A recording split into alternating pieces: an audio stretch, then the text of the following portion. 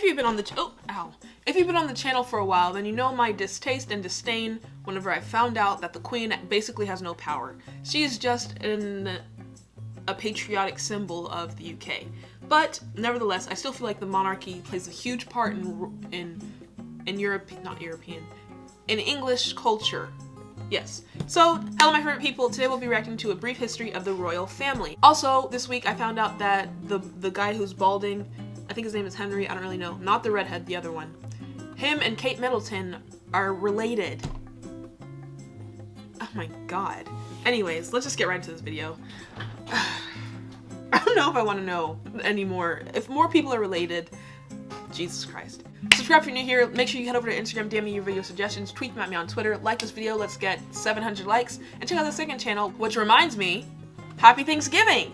Check out the second channel. I'm going to be vlogging me and my mom cooking. That's the rattling y'all can hear in the background. She's making noise. She's preparing for my family to come over.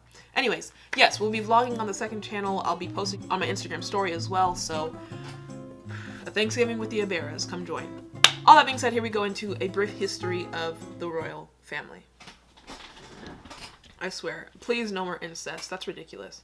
I don't know why people, like, I understand a pure bloodline, but bitch, that's not pure. That's just asking for deformities.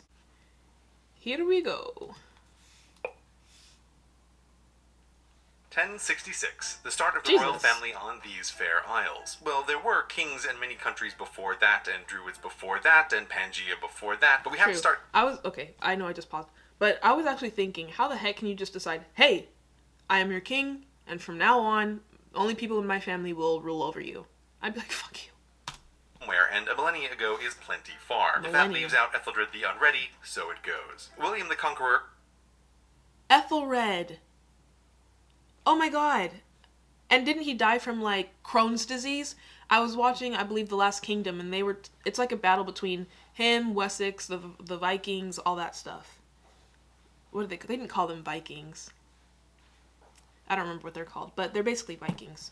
Millennia ago is plenty far. That's crazy. Leaves out Ethelred the Unready, so it goes. The Unready? William the Conqueror conquered in the Norman Conquest, Norman here being code for French. Because it's the olden days, people had lots of kids, but to keep things simple, this family tree is going to leave out many of them on each branch because not every child matters. So William had 3 kids we care about, William II, Henry I, and Adela. If you've seen the video about royal succession, click here if you haven't, you'll know that formal rules for passing on the crown will get established, but for now it's a free-for-all home team advantage to the eldest son, but never forget bigger army diplomacy. Upon William the Conqueror's death, William II became king. William II didn't marry, and on a bro's day out with Henry, died in a hunting accident that gave Henry I the crown. Hunting accident. I don't believe it. Someone look into Henry the First.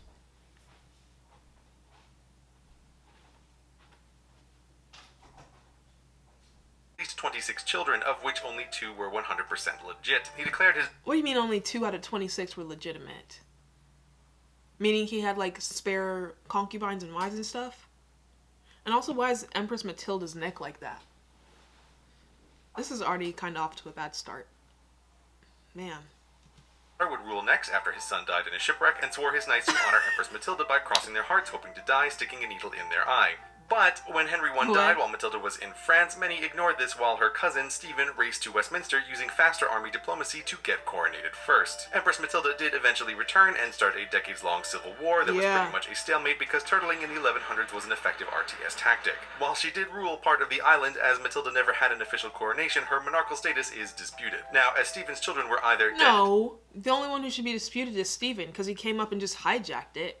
Just because she was away in, like, France buying her dresses and stuff. Matilda is the true queen. Hashtag, what's it called? Justice for Matilda. Interested or a nun, his crown went to his nephew, Henry II, who had 4 sons, Henry the Young, Richard the Lionheart, King John, and Jeff. Guess who died before his turn? Henry II saw the history thus far. Joffrey from Game of Thrones? Lionheart, King John, and Jeff. Guess who died before his turn? Henry II saw the history thus far of conquering, assassination, maybe usurpation, attritional war, and decided waiting until after the death of the current king before sorting out the next king didn't work. So Henry II changed the system and crowned Henry the Young co-king with him, invoking the rule of 2. 1 is none. Two is one. If it's important, you need a backup. It was a good plan for stability, helped by the young king's popularity, but unfortunately the apprentice rebelled against the master, rallying his brothers, which resulted in another civil war of disputed monarchs, during which Henry the Young died of dysentery, Henry the Elder died of fever, and Richard I took the crown. After Richard came John and 4 eldest son successions in a row. John to Henry III, insert Magna Carta here, to Edward I, Longshanks to Edward II, to Edward III. Actually, Ed II was over... What's up with y'all in these... Okay, why though? Because if you're trying to be king and leave your own legacy, I don't want my name to have any connection to the people who came before me. I want to stand on my own. Or maybe I'm just selfish. Was it like a great thing to be like, I am Edward the Second. My father was Edward the First. He did this, and I'm the second one who's going to try to do this. I'd rather be like George or something. George the First. I feel like to be the second, third, fourth, blah, blah, blah is kind of just like tying you to, I don't know. Whatever. Y'all let me know your thoughts. By Isabel of France, aka the She-Wolf of France, aka his wife. After deposing her husband, she acted as regent for their son. Every one of these arrows glosses over a bit of complexity. Edward III had 5 sons: Edward the Black Prince, Lionel, John, Edmund, and Thomas, he was fertile. none of which would wear the crown. When Edward III died, his throne would have gone to the Black Prince, but he was dead at the time, so the crown went to his boringly named son Richard, now the second. There's a bunch of drama llama... Wait, why wouldn't it go to the next son, Lionel of Antwerp? It should have went to the next son, right? Not the first son's son. The heck? You just skipped over all your uncles. Now I understand why uncles kill the nephews. Hello? That's messed up. Was dead at the time, so the crown went to his boringly named son Richard, now the boringly second. There's a bunch son. of drama llama stuff around Richard II, which your English teacher might force you to read about, but spoiler alert, history's ending is always the same. Bigger army diplomacy. This time from Henry IV, who gets the crown, and Richard II gets cousins battling it out. We love to see it. Honestly, what's his name? His name was Henry? Henry the Fourth? He's justified because his cousin stole the crown, the kingdom from his dad. Army diplomacy. This time from Henry IV, who gets Henry the crown, IV. and Richard II gets starvation and captivity. Another Henry before we get to the War of the Roses, a war that strikes terror and boredom in the minds of students of history the nation over who have to deal with... The thing about history is, like, whenever you, like, for example, I like doing these videos because it puts history in, like, an entertaining and interesting format. Sitting in a lecture, just hearing someone talk about a subject they don't even really care about, they're just regurgitating a lesson plan that they've had for the last 10 years, that's not fun, that's boring. But seeing, like, the images and, like, hearing the complexities and the details and the trifling people and their 10 wives, that's fun. I think when it comes to history... One, it's so important to learn because, like, again, you don't want history to repeat itself, but also you just want to know the history of the world. You're here. You want to know what's going on, what happened. So, yeah. I don't know. Whatever. This family tree simplified to explain why everyone was angry. But the shortest version ever is Edward III's great-great-grandsons duked it out, even though one of them was dead for part of the fight. But we can't get into that now, so Henry VI to Edward IV to Henry VI to Edward IV, the end. Edward IV, on his deathbed, left his crown to his son, but being 12, he needed protection. So Richard, his bestest uncle in the world, promised to take super good care of him. Richard III's gonna fuck it up. If your son's freaking busted up, buddy, or 12, why not give it to Elizabeth of York? She can be a queen. It doesn't always have to be the son. Edward V then promptly disappeared under suspicious circumstances that left Richard to become Richard III. But he didn't stay king for long because Edward III's great-great-great-great-grandson Henry VII the cousin's took the coming crown back. ring on Elizabeth of York to lock down that royal legitimacy. Wait. Did he just say he married his cousin? Great-grandson Henry VII took the crown, put a ring on Elizabeth of York to... I'm disgusted. I hope they didn't have kids. Obviously they did have kids though, because if they didn't, the family tree would stop here. Freaking the cousins married each other to keep the name royal. Y'all are nasty. I'm sorry, that's nasty. And it's not even like they're third cousins or fourth, they're first cousins. Their parents are literally related. Incest. Ew. Royal legitimacy, and then sired Henry VIII.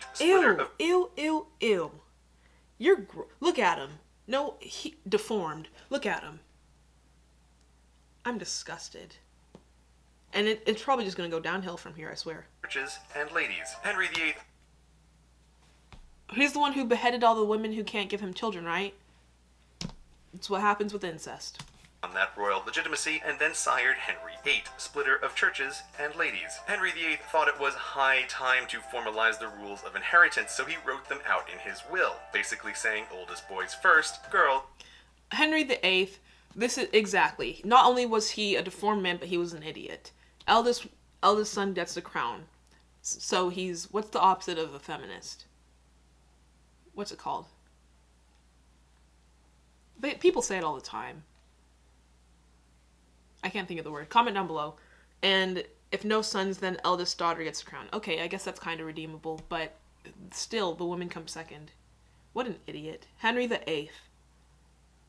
And didn't it turn out it was actually his sperm that was infertile, not his wives? I wonder why. Incest. Only if there aren't any boys. And Parliament approved the rules, which should have made everything neat and tidy, but we're about to enter the really messy time. Because Henry's son lived just long enough to screw it up, inheriting the throne at 9. There was, of course, a scheming protectorate running things, yet he still declared at 15 that his father's rules were dumb, and his sisters were dumb, and that his first cousin, once removed, Lady Jane Grey, should be the next monarch instead. Then he died, and Lady Jane Grey became queen at sweet 16. Sort of, in a disputed status way, for 9 days, until beheaded by Mary, the first really, truly homegirl Mary, where'd she come from? Was she a sister? Yes. Okay, so Edward the idiot said, screw his sister, screw his dad. They're all deformed. And he gave the crown to, I guess, a cousin. And then whenever, I guess, homeboy died, Mary came back and was like, screw my brother and screw the paper. I'm here. I'm queen. So she killed the other lady, the cousin. And that his first cousin, once removed, Lady Jane Grey, should be the next monarch instead. Then he died, and Lady Jane Grey became queen at... But why are they listening to a 9-year-old? Sweet 16. Sort of, in a disputed status way, for 9 days, until beheaded by Mary, the first really, truly, officially, nobody doubts it, queen. Mary didn't have any kids and passed the crown to Elizabeth I, who became... Aww, the sisters looking out for each other. That's cool. Okay, I feel like it's getting, like, it's gonna turn around and get better now. Mary the First, Elizabeth I, shout out to y'all. From 1558, holy crap. Second queen in a row to also not have children. But no problem, because Lady Jane Grey was next in... Oh, right. Now, this is the point at which we acknowledge Scotland exists. They've been doing their own royal thing, which for our purposes joins the English branch, where Edward III's great-granddaughter married into it in the 1400s, and then goes James, James, James, James, James, Mary Queen of Scots, James, bringing us back to the 1600s. Henry VIII... We gotta look into Mary Queen of Scots, the first queen of Scotland. Cool. We gotta look into her. Sister, importantly, also married into Margaret this Tudor. line of I've the heard family, her name. giving it English legitimacy points in the eyes of the English Parliament, which asked to borrow Scotland's James, making him king of 2 countries, with 2 numbers in his name, depending on where you're counting from. Okay, so he's James V in Scotland, but James I in England. So they kind of united the... That's cool. They united the kingdoms. Still, again, I wouldn't want to be the freaking 6th or 7th James, though. I want to be James I. So I would have just dropped the 5th and kept the 1st. James I of the United Scotland and England. Had a son, Charles I, and you might think this unification of the monarchs means the very messy time is over. But no, because Cromwell. Cromwell didn't like kings and beheaded Charles I, declaring no royals no longer, making... Wild, Crowbell! He just walked in. No. What? How did he even get close enough to the king to behead him? How do you behead someone? With a guillotine, but how are you going to get the king to a guillotine? How are you going to get a machete to the king? I can imagine a small dagger you can hide, but that's a lot of cutting. Oh my, Crowbell's something. The Lord Protector, which was Lord in no Protector way like a king, even though he was in charge, and it was a hereditary office passed to his son. But the Cromwells didn't last, mainly because his son was a fancy country squire who didn't follow Rule 0, keep the army happy, giving Charles's son, Charles II, the ability to... But how did Cromwell, not Crowbell, how did he get an army to begin with? He just came out of nowhere. To kill the established king. the monarchy. Charles II had lots of children, all of which were illegitimate, leaving his brother, James II, next in line. Dirty but penis James II boy. was Catholic, and ever since Henry split the church, Catholics had terrible approval ratings. But conveniently, he had nice Protestant daughters. One married to a Dutch prince, who by the nature of these things was the grandson of Charles I. Bonus English legitimacy points, plus, who doesn't It's a lot going on here. Families from Scotland, I think you just said Germany or something, combining together, which you would think would make great alliances, but it doesn't sound like it's going to work out. Because everyone's very selfish and wants the crown for their family, their lineage. But they're all really one family at the end of the day. Dutch. With James so unpopular and William and Mary so popular, the Protestant army and and nobles Catholics. pretty much invited the royal couple to invade, and James too fled. William and Mary ruled as co-monarchs, but without children, the crown went to Queen Anne, who also did... Was adoption not a thing? And that would solve the whole incest problem too? They couldn't adopt a child and make them king? produce any heirs, though not from lack of effort. She was pregnant 17 times. Aww. Again, finding themselves with a Miscarriages? no royals, no longer situation, Sad. Parliament decided it was really truly seriously the time to sort out the rules of inheritance, to avoid pretenders from every branch of this messy tree fighting over the crown. Parliament did a royal reboot to clear the cruft, defining Sophia of Hanover, the granddaughter of James Dual Numbers, to be the new starting point for all claims to the crown. These rules finally stuck, thus ending the very... Okay, the way he just said it, it makes me think like, what's her name? Jane? No, Sophia. Sophia is just in her, I guess she lives in a castle because she's rich and a part of the family. She's in her little castle doing her homework. The Parliament barges in and says, hey, get up, you're the queen now. Like, poor Sophia. I'm sure that was a hard transition. Because I don't know where she would play in the role to becoming queen. I don't think she's very close to the up next factor. So for them to just be like, hey, Sophia, you're the first person. It's a lot to get used to. Starting point for all Shout out to claims Sophia. the crown. These rules finally stuck, thus ending the very messy time. George I, son of Sophia, was the first king under the new rules, then his son George II to George III, and even though he lost America and his mind, never fear, the rules are here, so the crown continued to calmly... Wait, I guess I don't know a lot about American history then, because I've never heard of a George. Other than George Washington. And the family tree, going to George IV, who didn't have any surviving children, to William IV, who had 10 children. What happened to Frederick? They just skipped over Frederick. Frederick, you better come back and avenge yourself.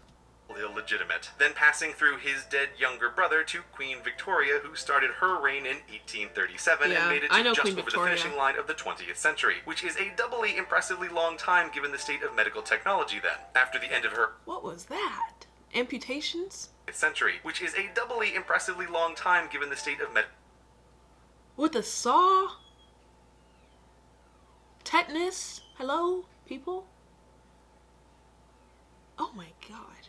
Thank God I'm from the 21st century. Technology then. After the end of her age, the crown went to her son, Edward VII, to George V, to Edward VIII, who finally breaks up... Okay, but George V is kind of cute. ...neat and tidy and somewhat boring line of succession by committing a scandal, marrying a commoner, an American commoner, an American commoner divorcee twice over. Okay, shout out to, what's her name? Wallis Simpson. Simpson sounds very American. But she won. And Edward, I guess, Edward the 7th won too. Why would okay, we got our independence in 1775, and this is talking about 1936. So at this point, America has left Europe. We're our own thing. So I can understand how there's bad blood between now the king marrying an American. But still, that's cool. Whatever. I'm an American, so obviously I have to side with Wallis Simpson. Actually, the divorces were a real problem and weren't compatible with the monarch's role as head. But I thought it was King Henry, again, the guy from the first incest and the one who split the church and did all this bad stuff. Didn't he, like, leave the Protestant church because he wanted divorces? He created his own church. So how are they mad about the American girl having divorces? Hypocritical, if you ask me. Actually, the divorces were a real problem and weren't compatible with the monarch's role as head of state and also the Church of England in the 1930s. Edward abdicated to his brother George VI, who was reluctant. I hope Wallis Simpson and Edward VII pulled Meghan Markle and the redhead guy. and just said peace out to the royal family and lived a happy life. But seeing what they did to Diana, I doubt that happened.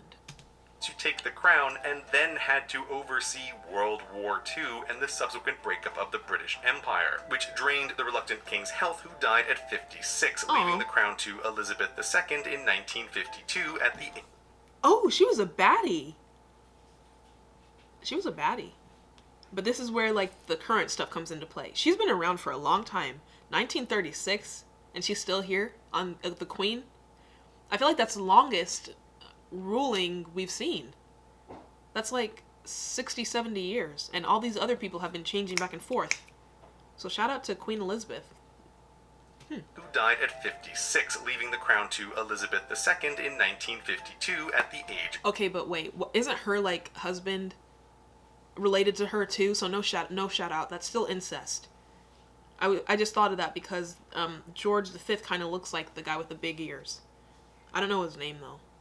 But yeah, there's incest going on still. Died at 56, leaving the crown to Elizabeth II in 1952 at the age of 25. 7 years... Sorry, I keep going back to this, but now I'm thinking, does Queen Elizabeth ever reach out to her aunt and uncle, Edward the whatever, and Wallis Simpson? Is Wallis Simpson even still alive? Do they live in America or in the UK? Huh. Down to Elizabeth II in 1952 at the age of 25. 7 years older than Victoria, her great-great-grandmother was on her coronation day, but in early September 2015, Elizabeth became the longest reigning queen in not just British history, but world history. From Elizabeth II, the crown continues on to Charles, the longest heir apparent in British history. Okay, so when she dies, it's going to Charles? I thought it was going to the guy who's balding. The one married to Kate Middleton. I guess it's going to Charles. His son. But he's old as hell. Him to his son George. And that... Ah! Okay. So, I don't know. When she dies, I guess it's going to go to George, and when he dies, it's going to go to William, who's now married to Markle, who's his cousin, and then it's going to go to George, who has incest in his blood. But is a very cute boy. I'm kind of sad for Charlotte, though. What does she get? She's just along for the ride? And by along for the ride, I mean getting free lessons in horseback riding and learning 10 languages by the age of 5. Whatever. She's fine. History of the royal family. Messy. It's just very intricate and interesting and a lot to digest and uncover. I still can't get over all the fighting within the family for the throne, killing off your family members. Why? It's not really that deep in my opinion. What, to go down in history and rule over a bunch of people? Not my thing, but yeah. Like the video if you enjoyed it. Let me know what other histories and stuff you want me to check out. I'm down for it all, as you guys know. Like this video, follow me on Instagram, subscribe to the second channel where I'll be vlogging my Thanksgiving today. And yeah, happy Thanksgiving. Bye.